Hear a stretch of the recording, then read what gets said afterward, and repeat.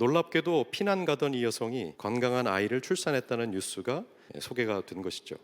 예수의 탄생이 이 이야기처럼 혼란 속에서 아이가 오셨겠구나, 그렇게 태어난 아이를 향해서 나의 구원, 나의 하나님이시여, 이게 사실은 말이 안 되는 이야기 같다. 왜 우리에게 이렇게 소개하고 있을까? 우리가 읽은 본문은 동방 박사가 느닷없이 유대인의 왕을 찾아왔다는 이야기를 우리에게 들려주죠. 문제는 그 소식을 헤롯 왕 앞에서 이야기했다는 것입니다. 그럼 헤롯은 어떻게 받아들였을까요? 당황했다. 그 소식은 기쁜 소식이 아니었어요. 헤롯은 그 소식을 듣고 당황했고 두려워했다고 얘기해요. 미가서는 정의를 미워하고 백성을 죽이는 왕이 불의한 정치를 하고 있기 때문에 그것을 심판하시러 새로운 메시아가 오셔야 한다라고 얘기하고 있죠. 헤롯이 두려웠던 이유가 바로 이런 맥락 때문입니다. 자기는 명분도 약했기 때문에 잔혹하게 권력들을 숙청해 가면서 자기 지지 세력을 공고히 다져왔었어요. 권력을 갖기 위해서는 무슨 짓이든 다 했었습니다. 이제 내 세상이 왔다라고 말할 수 있는 시점에 새로운 왕의 탄생에 대한 이야기를 듣게 되는 것이죠. 그러니까 헤롯으로서는 바로 이 예언들을 떠올렸겠죠. 지금 이 현실을 바로잡으러, 당신을 심판하러 왕이 오신다라고 들렸기 때문에 이것은 두려울 수밖에 없는 일이었던 거죠. 주님의 천사가 꿈에 요셉에게 나타나서 말하였다. 헤롯이 아기를 찾아서 죽이려고 하니 이집트로 피신하여라. 메시아가 왔는데 작은 마을에 말구 위에 아이가 태어났는데, 태어나자마자 정치적 난민이 된 이 이야기를 소개하고 있죠. 그냥 도망을 가야 했습니다. 그 메시아가 권력을 갖고 영향력을 행사하고 정치를 등에 업고 오고 있는 것이 아니고 죽음을 피해 도망가고 있을 뿐만 아니라 아이로 와서 참 뭘 해야 될지 모르는 메시아로서 우리에게 소개되고 있다는 거죠. 이것이 정말 세상을 바로잡을 만한 그런 모습입니까? 사실 여긴 분명한 의도가 있죠. 성경이 이것이 진정한 구원자의 모습이라고 얘기하고 싶어 하기 때문입니다. 메시아가 왜 그런 모습으로 오시죠? 분명한 건 이겁니다. 사람들의 기대를 충족하러 오지 않았다는 거죠. 그는 다른 목적으로 우리에게 왔기 때문에, 예수를 알아본다는 것은 구원자에 대한, 구원에 대한 우리의 인식을 바꿔야 하는 문제로서 우리에게 주어지고 있었다는 것이죠. 예수는 섬김을 받으러 온 게 아니고 많은 사람을 위하여 자기 목숨값을 치러주러 왔다. 사람들의 죄 용서를 위해서 이런 방식으로 올 수밖에 없었다. 우리가 같이 죽었다가 살아나서 새로운 생명을 얻게 하시려고, 하나님의 형상을 따라 의로움과 거룩함으로 지음받은 새로운 사람으로 살아가게 하기 위해서 예수가 이런 모습으로 오신 것은 사람들이 하나님의 형상으로 새로워지도록 하기 위한 것이다. 아주 멀리 갖고 있던 원래의 계획, 새로운 세상을 열고 그 안에서 사람들이 하나님의 형상으로서 다스리고 충만하고 번성하는 세상을 만들어가는 그 이야기를 완성하러 오신 분이다. 골로새서는 이렇게 얘기합니다. 그리스도의 평화가 우리의 마음을 지배하게 해라. 판단하지 말고 용서해라. 움켜쥐지 말고 나눠줘라. 양보해라. 관대해져라. 지금 예수께서 말씀하십니다. 새로운 피조물이기 때문에 용서할 수 있고 용서해야 된다라고 얘기하면 여러분 뭐라고 대답하시겠습니까? 용서 못해요. 용서 힘들어요. 왜 힘들죠?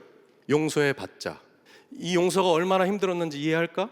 내가 이렇게 애써서 주고 있다는 걸 알아차리기나 할까? 우리는 하나님의 관대한 통치가 그 사람에게 미칠 수 없다는 것을 전제로 정황하고 있다는 말인 것이죠. 하나님이 그렇게 일하실 리 없어 라는 전제를 무의식 속에서 반영하고 있다는 얘기죠. 그러므로 이 말을 뒤집으면 주어라, 관대해라, 용서해라 라는 것은 단순히 내가 이런 책임을 너한테 맡긴다는 게 아니고 새로운 피조물이 되어서 하나님이 다스리시는 새로운 세상이 열리고 있다. 그 모든 상황 속에 내가 다스리고 있으니 나의 다스림에 참여해라. 내가 주님이다. 내가 다스린다. 그래도 여전히 문제가 남아요. 왜냐하면 용서해봐도 자꾸 실패하는 경험을 하기 때문이죠. 관대하게 하지만 자꾸 상처받는 경험을 하게 되면 점점 우리의 마음이 굳어집니다. 그래서 여기서 한 번 더 묻게 돼요. 근데 제가 그럴 마음이 안 생기는데 어떡하죠? 바로 이 지점입니다. 이것 때문에 예수가 이렇게 나약한 모습으로 오시는 거예요. 아이의 모습으로 오신다고요. 베이비박스라고 후원 행사에 제가 다녀왔는데 정말 아이들이 절박하고 도움이 필요하다는 이야기를 계속 듣게 됐습니다. 근데 제가 그 자리에 있다가 생각을 바꾸게 됐어요. 내가 아이를 구원해야겠다라는 생각보다 아이가 나를 구원하고 있지 않나? 라는 생각을 하게 된 거죠. 내가 무관심하게 살아가다가 이 아이를 주목하기 시작했고 이 아이의 고통을 떠올리면서 아파하기 시작했고 내 자신을 비워서 재정을 줘야겠다고 생각하는 이 변화를 보면서 아이가 나를 구원하고 있구나, 사랑의 자리로 제가 옮겨가고 있다는 것을 알아차렸기 때문이죠. 바로 이겁니다, 여러분. 왜 예수께서 아이의 모습으로 오셨을까요? 사랑의 관계를 맺는다는 것이 무엇인지를 우리에게 알려주고 싶어 하셨기 때문입니다. 보지 않아도 될 것을 주목하고 마음의 긍휼이 일어나고 공감이 일어나면서 결국에는 자기를 내어줄 수 있는 이 행위만이 사랑인 것을 가르쳐주기 위해 아기로 오신 거죠. 그러면 이해가 됩니다. 그렇지 않으세요? 그래서 예수는 명령하러 오신 게 아니에요. 우리의 인식의 틀을 깨고 그 하찮은 말구유에 태어난 아기를 보면서 나의 하나님, 나의 구원이시여 라고 엎드리는 순간, 알아차리는 순간 구원의 여정이 비로소 시작된 것이죠. 그러면 우리는 어떻게 살아야 할까요? 대림절은 알아차리고 살아있고 경계하고 주의하고 깨어나는 시기이다.